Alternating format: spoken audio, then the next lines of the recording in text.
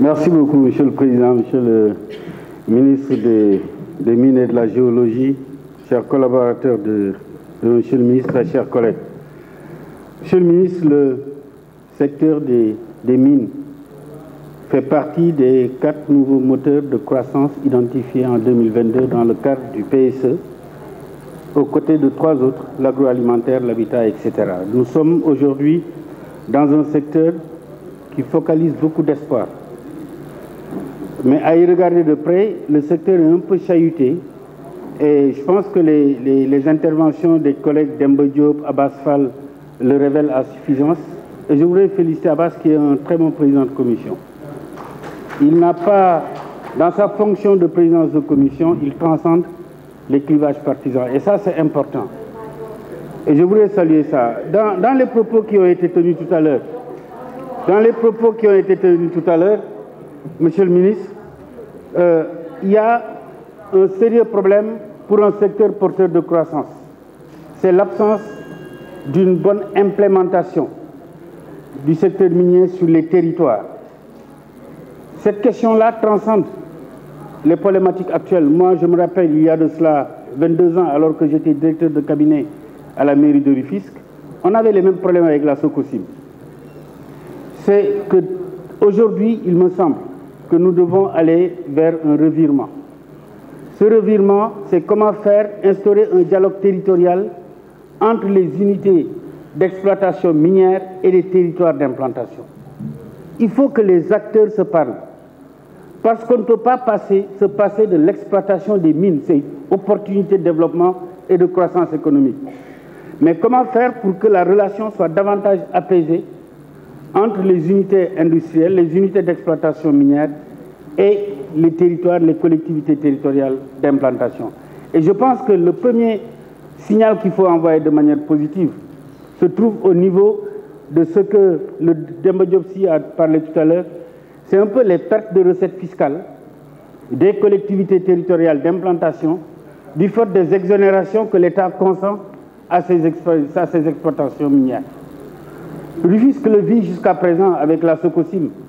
C'est annuellement près d'1,3 milliard perdus par la collectivité territoriale, la ville de Rufisque, sur les impôts dus par la Sococim. On a parlé des ICS, on parle d'autres choses. Parce que les conventions minières font état également de facilité à accorder, et c'est normal. Quand on est dans un environnement concurrentiel et qu'on veut que le secteur minier se développe, ben, il faut en tenir compte du point de vue des mesures incitatives au plan fiscal. Mais il ne faut pas oublier non plus, on parle beaucoup des ICS. C'est vrai qu'il y a des choses à faire, il y a un dialogue. Moi je suis d'accord, mais les ICS étaient en faillite quand Macky Sall arrivait au pouvoir. En 2012, les ICS ne fonctionnaient presque plus. L'ouverture de capital en 2012, quand le président Macky Sall est arrivé, a permis la relance de l'industrie. Et cette industrie-là, quoi qu'on dise, joue un rôle important dans le développement du pays. Ne serait-ce, je mets à côté l'exploitation, les recettes fiscales, je mets à côté l'emploi. Mais si on a envie d'aller vers une transformation structurelle de l'économie, l'agriculture y joue un rôle important et la production d'engrais par les ICS y contribue fortement. Monsieur le ministre, un secteur similaire, c'est les phosphates, parce que quand on parle de moteur de croissance, vous avez dans votre secteur l'or.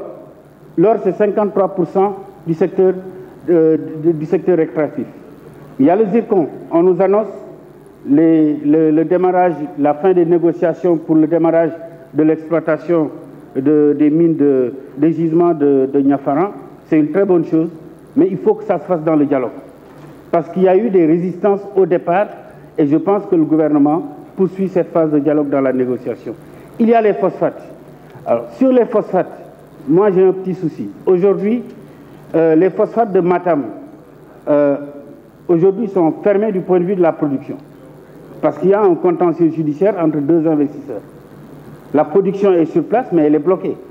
Or, il s'avère que dans la perspective d'amendement des sols portée par le ministère de l'Agriculture et avec l'INP, les phosphates de Matam présentent des caractéristiques extrêmement intéressantes pour améliorer la qualité des sols.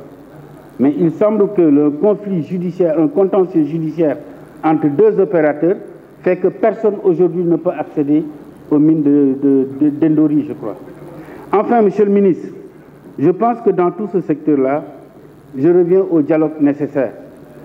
Il y a dans ces unités industrielles, dans ces unités minières, le développement des approches QSHE, qualité, sécurité, hygiène, environnement.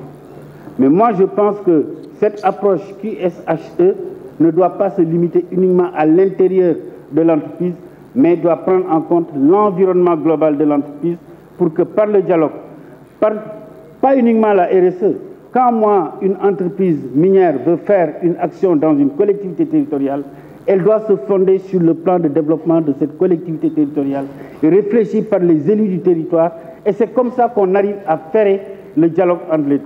Mais se lever un beau jour, dire je vais mettre un poste de santé dans tel endroit, alors que ce n'est pas dans la planification de la collectivité territoriale, c'est à la limite faire un investissement qui peut ne s'avérer pas opérant parce que ne répondant pas aux besoins expressément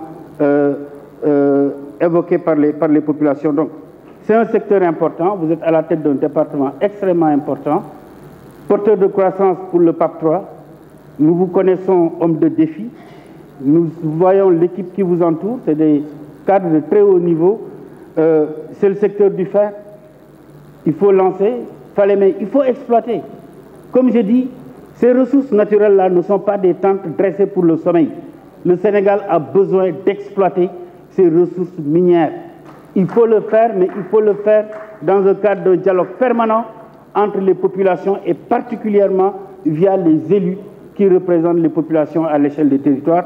Je sais que vous êtes un homme de défi et je sais que vous êtes conscient de ce que l'exploitation de ces mines peut avoir comme conséquence sur le vécu des populations au quotidien. Nous vous encourageons. C'est quelque chose de très délicat, de très difficile. Beaucoup de régimes sont passés et demain encore, les mêmes problèmes vont se poser. Mais c'est par le dialogue, uniquement par le dialogue, qu'on arrivera à trouver des solutions. Monsieur le ministre, tous mes encouragements à votre équipe. Je pense que notre jeune frère Aziz Diop, il y a de cela une semaine, était confronté à des difficultés. Monsieur le ministre des Finances, nous pensons quand même que ces structures-là ne doivent pas vivre certaines situations au plan budgétaire. Je compte sur votre appui permanent à l'endroit de MIFERSO parce que Aziz quand même est un des nôtres et un jeune brillant qui est promis à un bel avenir. Je vous remercie, monsieur le ministre, très chers collègues.